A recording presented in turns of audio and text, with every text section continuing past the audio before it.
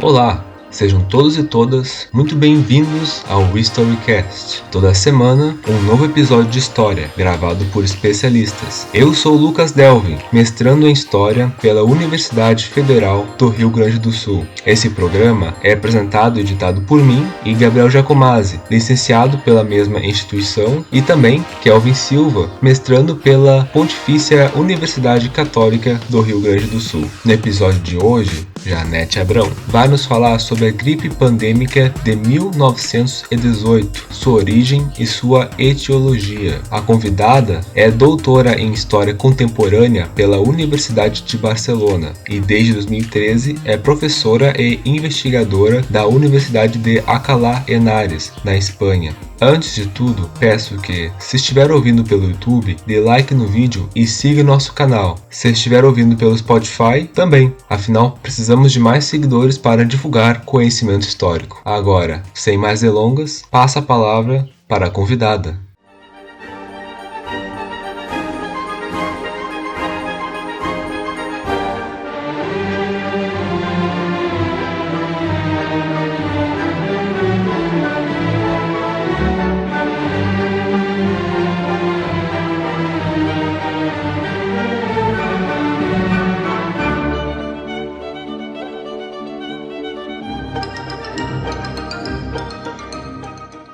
Em primeiro lugar, eu gostaria de mencionar que o surgimento de novas crises sanitárias em forma de pandemia, como a que estamos vivendo na atualidade, né, a questão do Covid-19, se torna um elemento que impulsa periodicamente avanços no conhecimento da gripe pandêmica de 1918. Não só da gripe pandêmica de 18, mas de outras epidemias, no estudo dos vírus, no caso do vírus da gripe do H1N1, e crises sanitárias impulsam aí, fomentam novas investigações e surgem avanços aí no conhecimento da gripe pandêmica de 1918. Certo também é que nós não podemos comparar a gripe pandêmica de 1918 com o Covid-19. Né?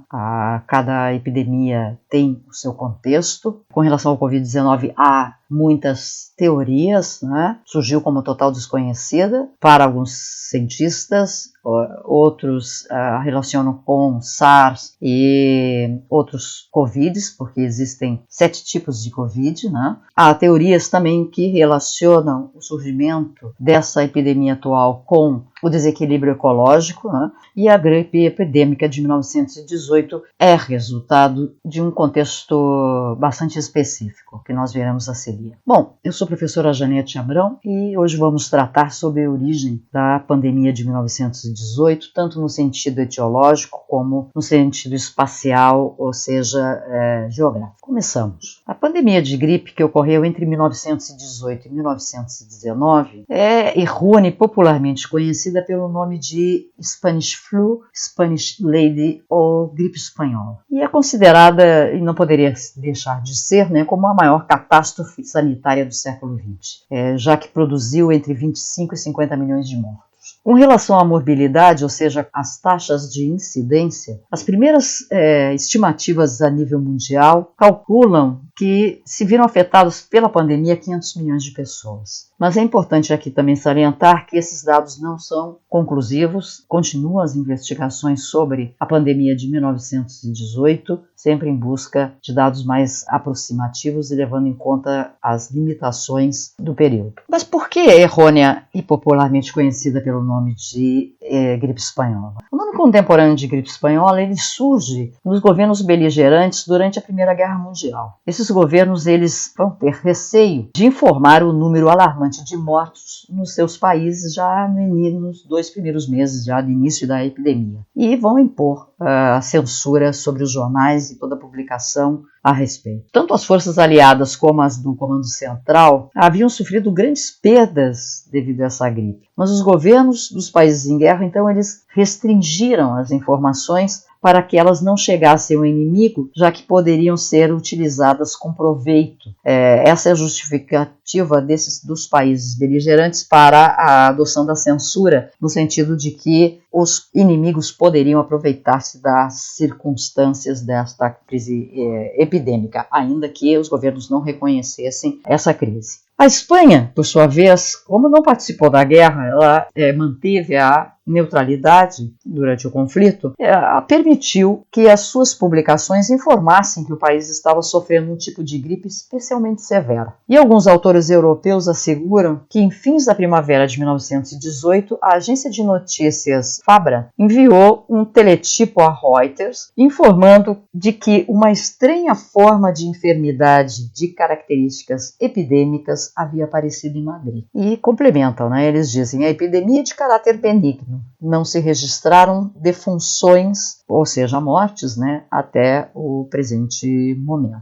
Bom, o certo é que, a partir desse momento, a doença foi denominada de Spanish Flu ou gripe espanhola. A divulgação em maio de 1918 da existência de uma enfermidade por parte das autoridades sanitárias espanholas, unida ao receio, como nós já vimos, das potências europeias e mundiais, devido à neutralidade da Espanha na guerra, fizeram que a denominação gripe espanhola ou Spanish Influenza, divulgada pela Real Academia de Medicina da Grã-Bretanha, ficara imediatamente associada para sempre em vários ou na maioria dos países à Espanha. Mais de 100 anos depois, ainda que especialistas em vírus, epidemiologistas e historiadores afirmem que não se originou na Espanha, se continua a designar Spanish Influenza a pandemia de gripe de 1918. Vamos tentar compreender um pouco o porquê.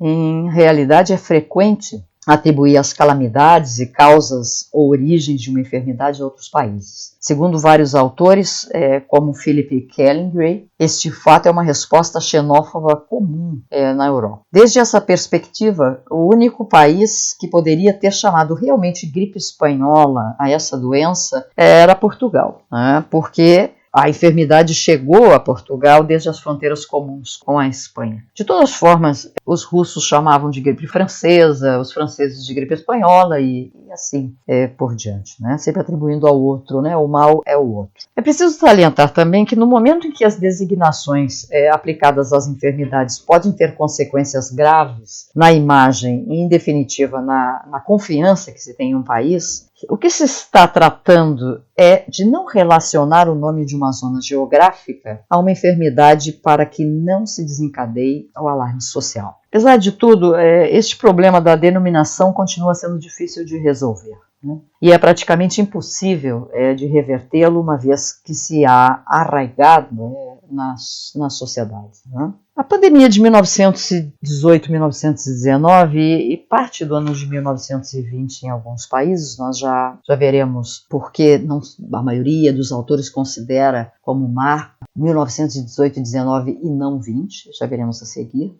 Essa pandemia ela se desenvolveu no hemisfério norte, como norma geral em 3 ondas, em 3 brotes. A primeira começou em março de 1918, uma época inusual, porque era final de primavera, e teve relativamente pouco impacto devido à escassa mortalidade, ainda que as taxas de morbidade eram elevadas. A segunda onda mais letal, ela chegou no final de agosto e foi a que se estendeu ao resto do mundo, ao resto do globo. Em muitas zonas houve uma terceira onda mais benigna e menos definida, a partir de janeiro de 1919.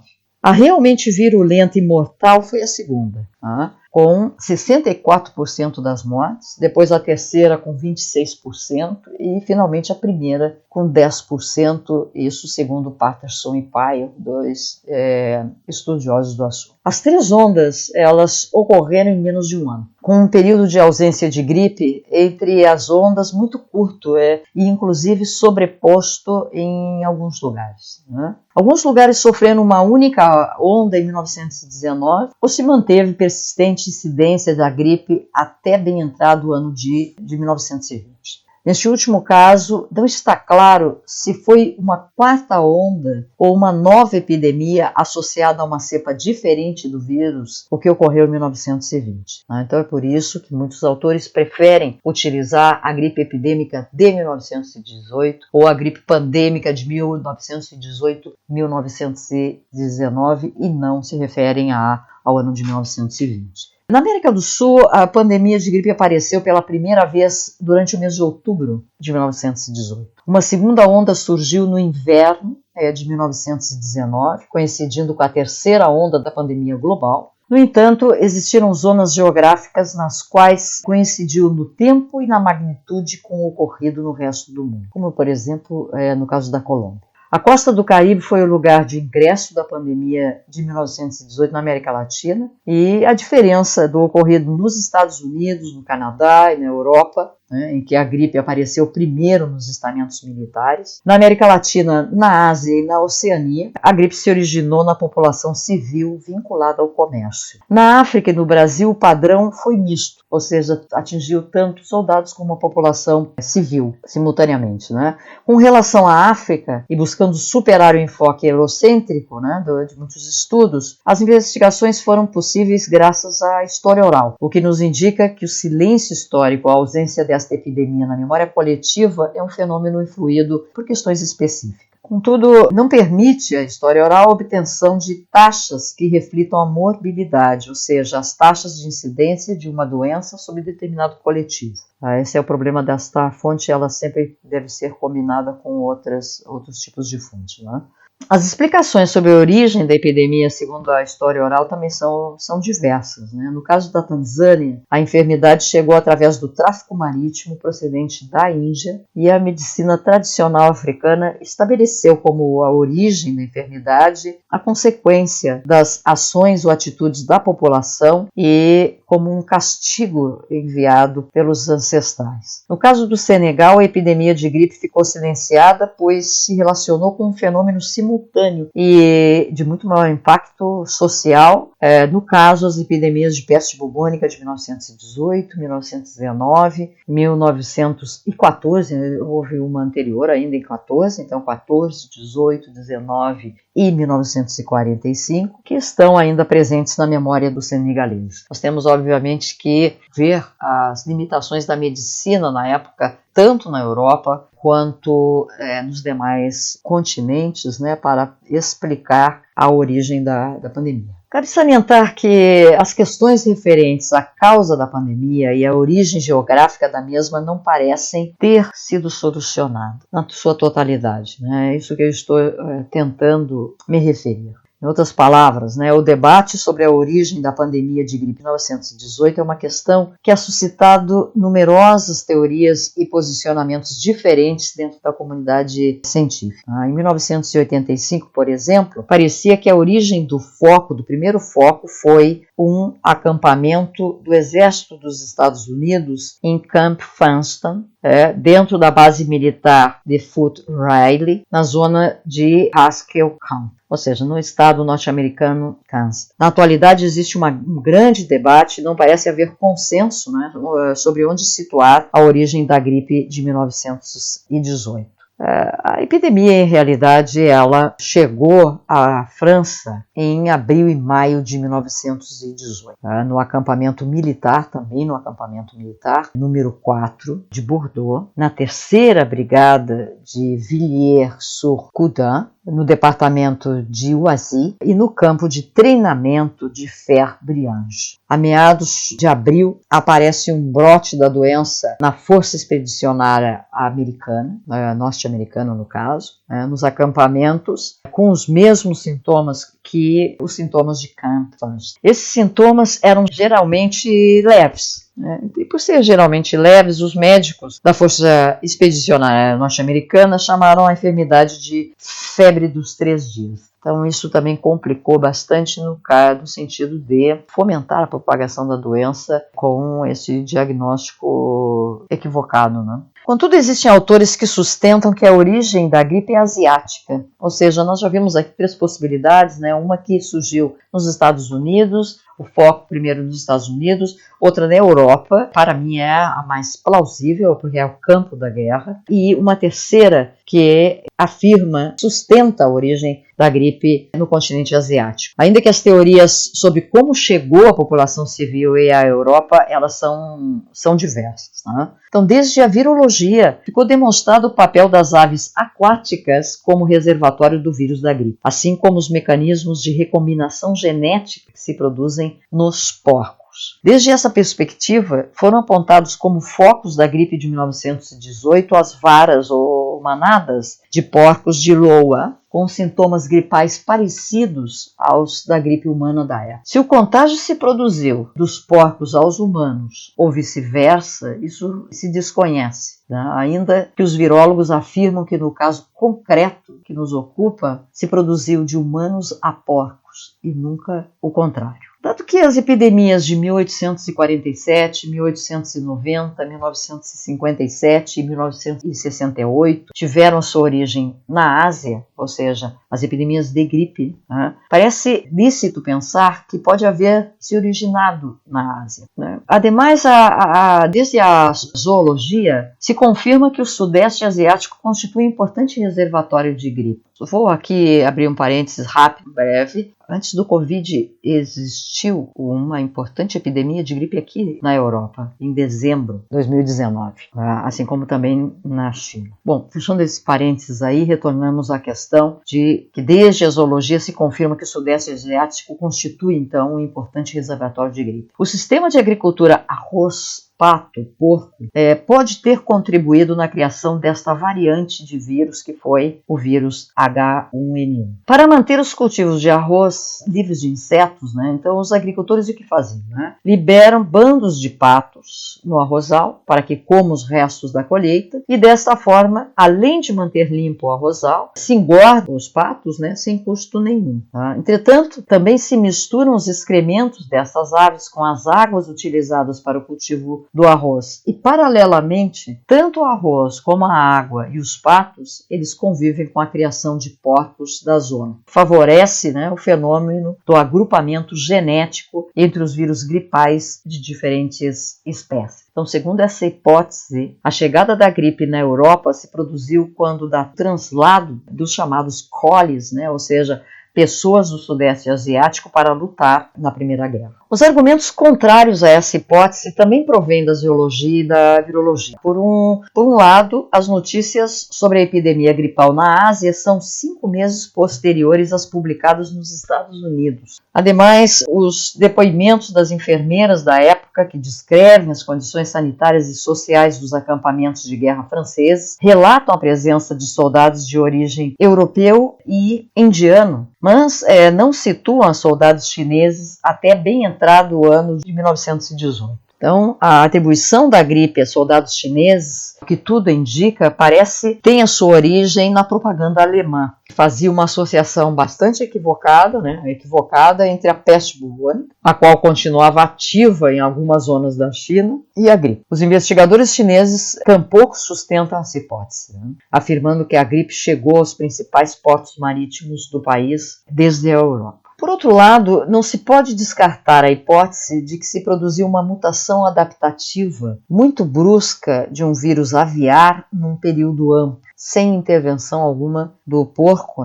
o qual situaria a origem da pandemia de 1918 anos antes. É precisamente a possibilidade de que o vírus se desenvolvera entre 1900 e 1915 é que a geografia histórica cobra protagonismo, a geografia histórica, no sentido de que nos últimos anos de investigação, sobretudo desde que em 1999 as análises das proteínas de superfície do vírus indicaram que o micro-organismo pode ter circulado entre a população humana alguns anos antes. Então, segundo essa hipótese, a pandemia de gripe de 1918, ela pode ter a sua origem em Itap, departamento francês de Pas-de-Calais, em torno a 1916, lugar onde se observou um comportamento inusual de enfermidades respiratórias, favorecidas pela falta de higiene nas trincheiras, superlotação, aglomeração,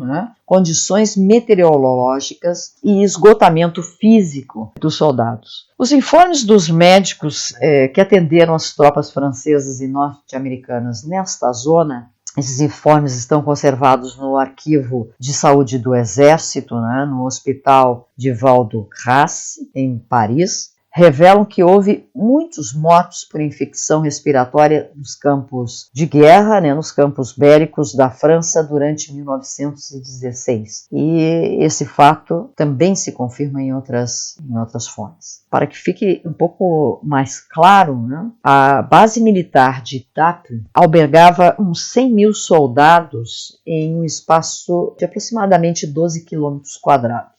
Nessa localidade, Étaples, situada a 24 quilômetros de Boulogne, se estabeleceu o maior hospital de campanha que nenhum outro governo havia construído até então. Isso é significativo porque a capacidade deste hospital de campanha era para mais de 22 mil soldados. As instalações dessa base militar, elas também contavam, além do hospital, um campo de tiro, um cemitério, lavanderia, correios, estábulos para os cavalos e lugar para albergar os porcos, patos e também galinhas. Situada perto de pântanos, essa zona era atravessada por aves migratórias. Então, de acordo com alguns cientistas, a grande quantidade de soldados, junto ao elevado número de porcos, galinhas e cavalos no acampamento, supôs umas condições idôneas para o surgimento do primeiro brote epidêmico entre dezembro de 1916 e março de 1917. Outro fator determinante pode ter sido a presença também do gás mostarda e outros gases tóxicos durante a Primeira Guerra Mundial. Esses gases, unidos às condições de frio e à superlotação, à aglomeração, puderam diminuir a resistência imunológica dos soldados, o qual os fez suscetíveis à infecção gripal. Então, contribuiu para baixar aí a imunidade, Étaples não foi o único lugar onde se encontraram enfermidades respiratórias de caráter específico. Em março de 1917 se observam também em Aldershot, acampamento militar inglês. Inclusive encontraram-se casos desde dezembro de 1915 nos Estados Unidos. Então, em todos os lugares existiam casos de gripe que apresentavam a mesma sintomatologia. O que eu quero dizer com isso é que, com esses antecedentes, o que se pode concluir, o que se pode evidenciar, Com esses antecedentes, não parece descabida a ideia de que o vírus pode restringir-se a comunidades pequenas e desenvolver a sua virulência de forma progressiva. A existência de múltiplos focos dispersos no espaço seriam manifestações menores deste novo vírus. O resultado foi uma nova cepa de grande virulência. As desmobilizações de tropas no outono de 1918 foram uma estupenda oportunidade para que o vírus se estendesse, se dispersando pela população civil através das vias de transporte marítimo e ferroviário, quando os soldados retornaram aos seus lares, retornaram aos seus países. Então, ocorre uma desmobilização de tropas já no outono de 1918 e que possibilitou que se dispersasse o vírus quando do seu retorno. Seja como for, o surgimento da pandemia ficaria inexoravelmente relacionada com os soldados da Primeira Guerra Mundial e foi o resultado principalmente das péssimas condições sanitárias e higiênicas, sociopolíticas, econômicas, da miséria e da desnutrição, enfim, da carestia de subsistências propiciadas pela Primeira Guerra Mundial. Esse foi o 8º episódio do Historycast. Se gostou, compartilhe em suas redes sociais e siga-nos. Dessa forma, você estará nos ajudando a compartilhar conhecimento histórico com o maior número de pessoas possível. O tema do próximo episódio será uma introdução à história das mulheres. Muito obrigado por ouvir o Historycast.